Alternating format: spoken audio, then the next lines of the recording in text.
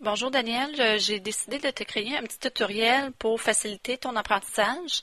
Alors, le but de cet exercice, c'est pour créer des catégories différentes dans nos contacts déjà existants. Alors, pour ce faire, qu'est-ce que j'ai fait? J'ai ouvert Outlook et je me positionne dans les contacts et je sélectionne liste téléphonique. Ça va être la meilleure façon de fonctionner. Alors, présentement, on n'a pas de catégorie, projet, et puis on n'a pas non plus la ville et les adresses, etc. Alors, on va commencer pour ajouter les adresses, vu qu'on les a déjà dans nos contacts réguliers. C'est juste qu'il n'est pas dans notre format. S'il est dans le tien, tant mieux. Sinon, positionne-toi sur la barre des titres et fais le bouton droite et on va lui dire Field Chooser. Et ici, j'ai tous les champs qui sont habituellement dans notre Outlook. Alors, s'il y a des choses à ajouter, comme dans mon cas, je vais prendre mettons, l'adresse, tu te positionnes dessus et tu le glisses à la bonne endroit. Fait que je vais le mettre juste à côté de compagnie.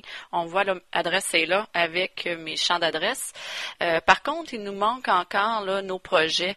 Alors, pour créer la nouvelle catégorie, on va simplement cliquer sur le mot nouveau et on va le nommer projet. Et puis, c'est sous forme texte, en format texte. Alors, on va lui dire OK. On va le glisser où on veut le positionner. Je vais le mettre juste à la fin des numéros de téléphone. Et dans mon exercice, je vais créer 3 catégories sous forme case à cocher, mais dans tes exemples, ça ne sera pas des catégories de base, intermédiaire ou avancée. Ça va être qu'est-ce que tu désires y mettre. Alors encore, j'ai fait le bouton nouveau et je vais inscrire base. Et pour sélectionner les cases à cocher, il suffit de cliquer sur oui ou non dans le type. Et dans le format, je vais lui dire, est-ce que je veux qu'il réponde par une question oui ou non? On ou off, ça veut dire qu'il va être soit désélectionné ou activé, ou vrai ou faux. Alors moi, je vais lui dire oui ou non. Je dis OK et je glisse base jusqu'à la bonne endroit. Alors, je vais mettre juste à côté de projet. Je vais créer une autre catégorie qui va être intermédiaire. Et encore, je vais sélectionner oui ou non, et je le glisse à la bonne endroit. Fais attention, par contre, il ne prend pas les accents. Alors, c'est pas très grave vu que nous sommes les seuls qui vont pouvoir visualiser ces tableaux. Sinon, on les marque sans les accents, malheureusement. Alors, je crée une troisième catégorie qui va être avancée. Je sélectionne oui ou non. Oui ou non encore, et je le prends et je le glisse à la bonne endroit. Parfait. Alors ça, c'est fait. On n'a plus besoin d'une petite fenêtre ici. Alors, je la ferme. Et ici, je vais inscrire les nouveaux. Si je clique dessus, qu'est-ce qui arrive? C'est qu'il va les mettre tout à la bonne endroit en sélectionnant là, le oui une fois que j'ai cliqué dessus. Si jamais j'ai fait une erreur et j'ai sélectionné oui, car ça devrait être un non, tu n'as qu'à recliquer dessus, il va se transformer en non. Alors, pour notre exemple, j'en ai fait un qui est les 3, base, intermédiaire et avancée. Et en plus, je vais écrire comme quoi que c'est le projet route. Alors, je les rentre tout et je voudrais y appliquer un fil. Je vais en faire 2 avec route et les 3 options. OK, pour pouvoir les afficher. Oh, OK. Alors, j'en ai 2 ici. Ça va être les clients Manuvie et Epiderma. OK. Et maintenant, je vais appliquer mon filtre. Alors, pour appliquer le filtre, je reste toujours dans la même fenêtre. Je vais faire le bouton droit sur la barre des titres et je vais lui dire Customize Current View. On se souvient de cette petite fenêtre-là. Je vais rentrer dans le volet Filter.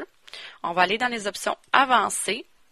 Et puis, à partir d'ici, dans les fields, on va sélectionner User Defined Fields and Folder. OK. Je vais aller lui dire comme quoi que c'est un projet. Et le projet, on avait dit que c'était route que je vais chercher. Alors, on va faire un filtre avec route avec les niveaux de base, intermédiaire et avancé. Je l'ajoute à ma liste. Je fais le prochain. Encore dans User Defined, je vais lui dire base. Il faut qu'il soit activé à oui. Je l'ajoute à ma liste. Encore dans User Define, intermédiaire, lui aussi, il faut qu'il soit activé. Encore dans User Define, avancé, j'ai dit oui pour activer et ajouter à la liste. J'ai dit OK. Et voilà, on a Manuvie et Epiderma. Maintenant, je voudrais les transmettre, les copier dans le Excel, où j'ai la possibilité toujours d'aller dans Impression et l'imprimer tel quel avec les titres qui sont en haut. S'il y en a que je désire enlever, je fais le bouton droit et je dis Remove from this column. Mais s'il faut absolument le travailler dans Excel, on les sélectionne avec le Shift et je vais aller dans Édition, Copie. On rouvre le Excel, je me positionne dans la A1, je fais le bouton droit et je lui dis coller. Et voilà, toutes mes catégories sont là. On double-clique pour voir les régions complètes entre l'alphabet. Et puis, j'ai toute l'information nécessaire ici. OK? Alors, encore, je peux appliquer d'autres filtres à partir d'ici, supprimer des colonnes, je peux faire les modifications que je veux, mettre le gras italique, etc. Qu'est-ce qu'il ne faut pas oublier, c'est que vu qu'on est en mode fit, il ne faut pas oublier de le désactiver. OK? Pour désactiver notre filtre, on retourne dans Outlook, on va encore faire le bouton droit sur la barre des titres et on retourne dans Customize Current View. Dans Customize Current View, on a l'option filtre. Dans les options avancées, je vais lui dire Clear All pour enlever ces filtres. Je lui dis OK, OK, et voilà, ma liste est revenue. J'espère que ça répond à tes questions. La tutoriel te permet de reculer, d'avancer, de passer à des endroits où ce que tu veux les essayer. Alors, si tu as d'autres questions, ne te gêne pas de me téléphoner au 514-715-5585. Merci.